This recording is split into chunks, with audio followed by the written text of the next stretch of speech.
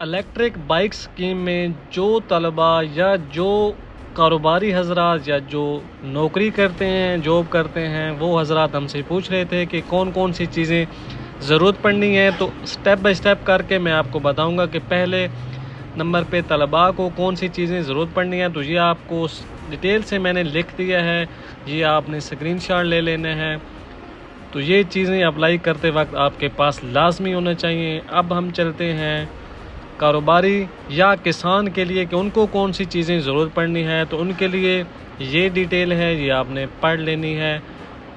तो अप्लाई के वक्त आपके पास ये चीज़ें लाजमी होनी चाहिए। आप चलते हैं सरकारी मुलाजमीन के लिए कि उनको कौन सी चीज़ें ज़रूरत पड़नी है। उनके लिए भी ये चीज़ें आपके पास लाजमी होनी चाहिए अगर आपने अप्लाई करना है इलेक्ट्रिक बाइक या रिक्शा स्कीम के लिए।